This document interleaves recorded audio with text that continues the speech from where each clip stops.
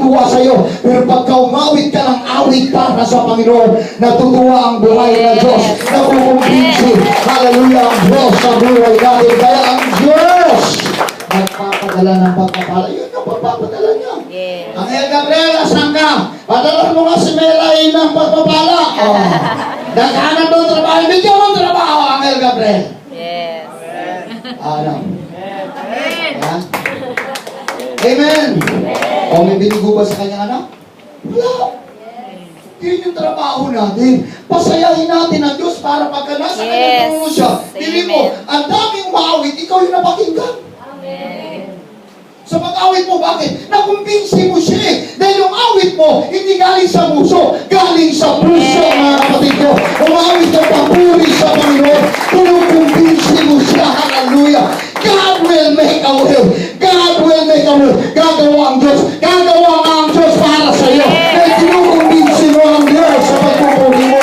Yan yung mga pagpapalang tinatamasa mo sa buong taon. Yes. Amen. Hallelujah. Gawin mo rin ngayon. O, ako ngayon, nilalambing ko siya. Kahit nilalagnat ako sa day, sabi ni survey sa akin, huwag ka na lang kahit pumunta ako. Di, pupunta ako! Lan may hinihingi ako sa Diyos. Yes. Amen. Sabi ng Lord, sige na, November, bibigay.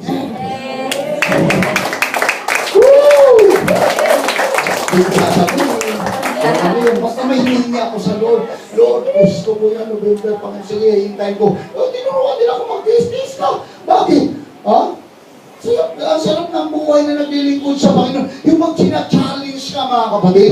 Yung nararamdaman mo talaga. Yung uhaw ka, gutom ka sa katwiran ng Diyos. Tapos maya-maya binubusog ka ng Panginoon. Eto, busog ka na naman. Nararamdaman mo ang kanyang kabutihan. Yan ang pagpapala ng Diyos. Woo! Hindi na lagan. Wala yan sa iba. Yes. Ha? Ito yun. Busog ba tayo? Yes. Pagpapala natin si Lord. Woo! Hallelujah. Kaya magutom tayo. Para pupusugin tayo ng Diyos. Pag nagutom ka sa katwiran ng Diyos, maniwala ka lahat ng needs mo, ibibigay ng Diyos sa'yo. Pangako ng Diyos yan eh. Pupunuan ka rin ng Diyos eh. Ha? For they shall be filled. Ano yung dadagdag sa'yo? Problema? No! Listen. Hindi ka mawawala ng pagpapala. Ha? Amen. Amen. Nasa iyo na yun. Kung nakakaranas ka ng mabibigat na problema na halos mga kapatid hindi mo kaya, problema mo na yun, nandyan yung solusyon eh. Baka mamaya mga kapatid ko, nagutom-gutuman ka lang. Kaya magutom talaga. Ha? Kaya magutom tayo sa katwiran ng Diyos. Hindi mabuti. Amen ba mga kapatid? Amen. Hallelujah. Number 3, newness comes by allowing God to renew our spirits. Yes. Yan. A time of refreshing. Yes. A time of renewal. Itong taon na. Basta pagdating ng year ender mga kapatid, times of refreshing and times Yes. of renewal. Di natin alam mga kapatid, ako, hindi ko naisipin yung mga problemang naranasan ko. Ang iniisip ko, yung mga magagandang bagay na ginawa ng Panginoon sa iglesia niya mga kapatid. Hallelujah. Tingnan nyo yung last December 22. Iniisip ko talaga yung mga kapatid, sabi ko, napakadakila ng Panginoon. Umapaw ang pagpapala ng Diyos mga kapatid ko. Yun yung tinitingnan ko, di na ako panitin sa problema. May nag-text sa akin, problema, wala yan. Ha? Dumating yung text. Kung kailan nagkasiyahan, may text na dumating, pero mo, December 31, dumating sa akin, ibig nagkakasiyahan mga kapatid ko, iti-text ka ng ganyan. Sabi ko, hindi, wala yan, hindi na ako mag-enjoy dyan, bahala na kayo, basta ako mabubusog ako ngayon sa presensya ng Diyos. Bubusogin mo ang sarili mo sa presensya ng Diyos. Bahala na yung problema. Problema na ng Diyos yan! Hindi ko iniisip na yun.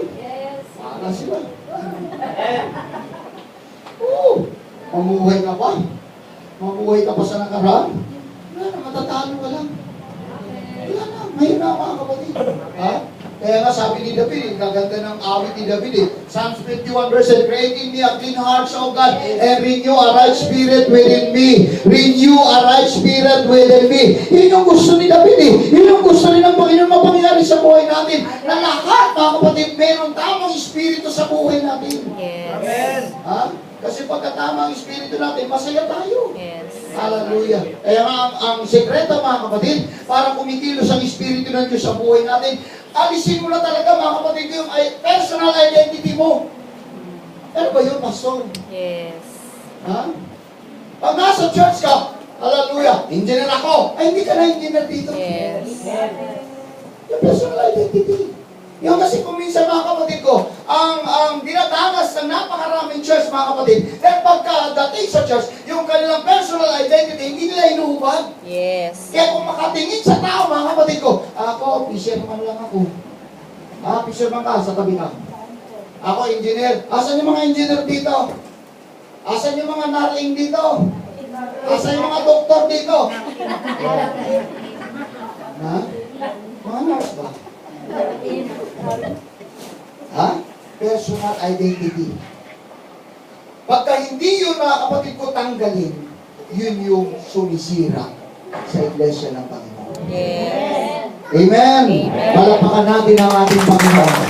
Amen! Kasi kailangan ang Espiritu makakilos eh. Kailangan ang Diyos ang makakakilos. At ang Diyos, ito daw ang iyak ng puso mga kapatid ko. Hallelujah! Para sa Diyos, ang iyak ng puso para sa Diyos ay pagpapatuloy ng isang bagong puso, isang bagong buhay, isang puso na sumusunod sa Diyos, isang pusong mababa, isang pusong nagpapakumbaba. Yun yung iyak, hallelujah, ng isang Kristiyano para sa Diyos mga kapatid ko na matutong magpakumbaba. Alisin kung sino siya. Dahil sa harapan ng Diyos, pantay-pantay tayo.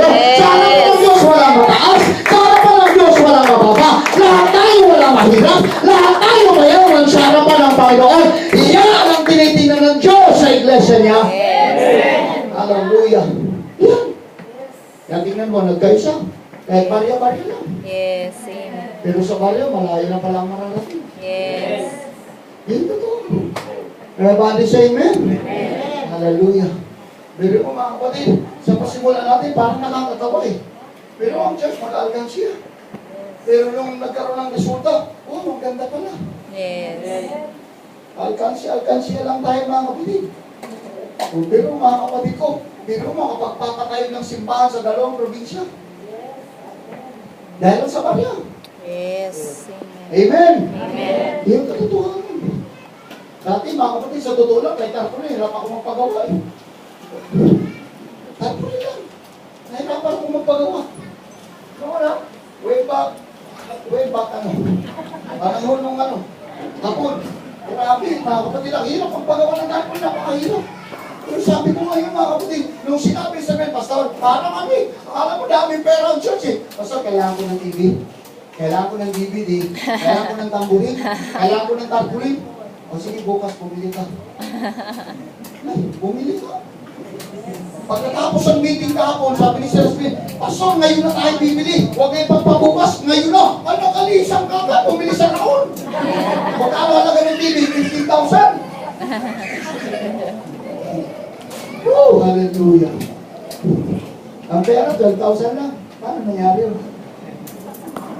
Grabe yan. Grabe ang blessing ng Lord, mga kapatid. Palapakan natin ang ating Panginoon.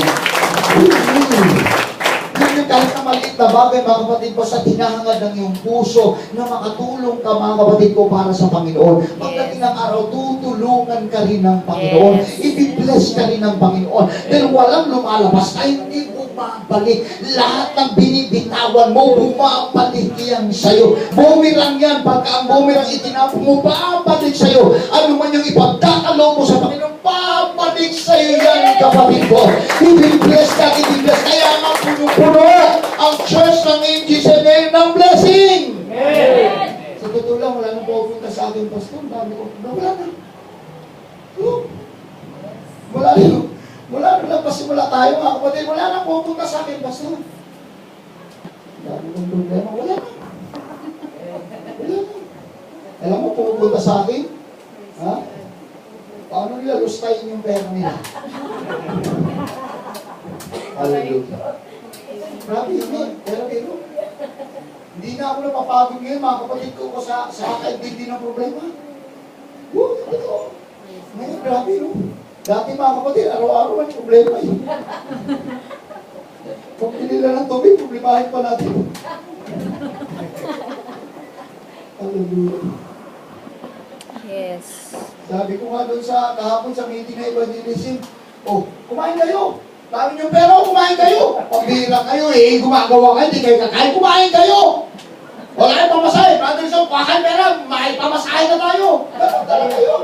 Yes. Amen? Amen. Huwag mong isipin yung ibibigay. Ang isipin mo yung babalik. Yung tatanggapin mo pagpapala mula sa Panginoon. Yun yung bago ngayon. Yes. Amen. Hindi na iintindi yung sarili. Ang Diyos ang umintindi sa'yo. Yes. Amen. Yan ito. Nung ano nga mga kapatid, sa totoo lang, yung youth fellowship sa Bulacan, ay grabe yung mula ng pera. May mga ano doon, mga pilantropo doon. Nahawaan ni 30. Kung mula ng pera, ayun naman mga kapatid, pag may mga kapatid, saya, bili mo mga kapatid, yung pulsa na alos, maano na yung pantalon puno yung mga pulsa, biruin mo mga kapatid, mula ng pera! Yes. Ilang beses yung nagpapalit sila sa akin ng piso-piso mga kapatid. Grabe.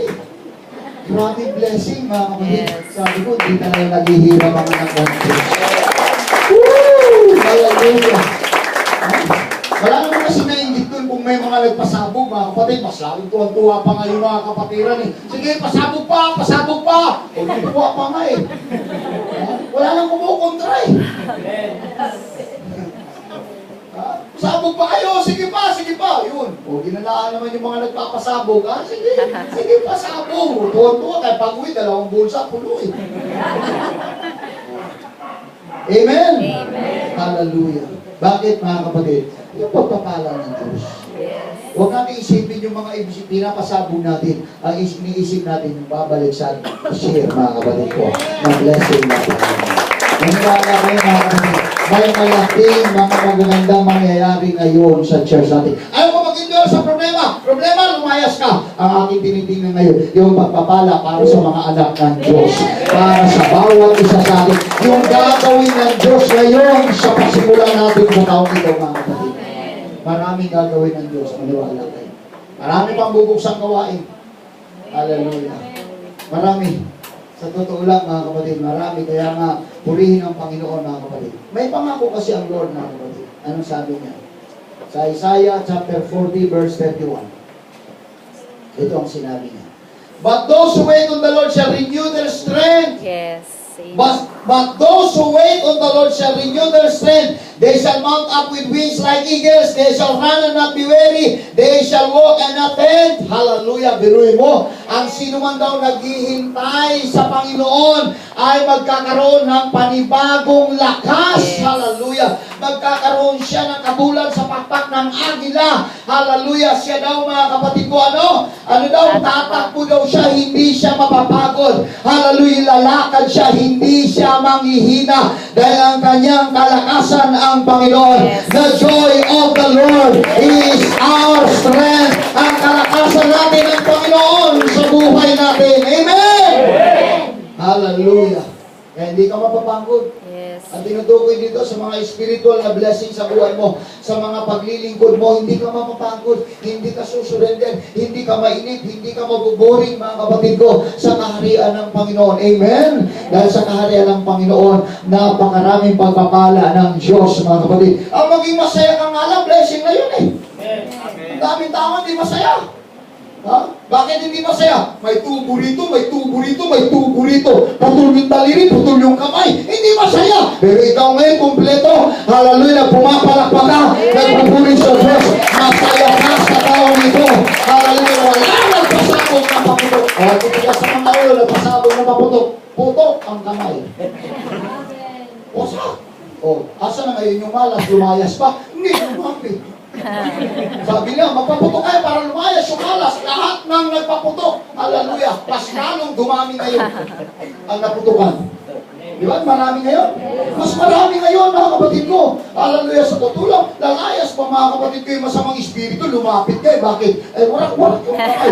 Ganyan na lang ang kamay. Sakto na lang. Kung sabi ng mga bata, sana di na ako nagpaputok.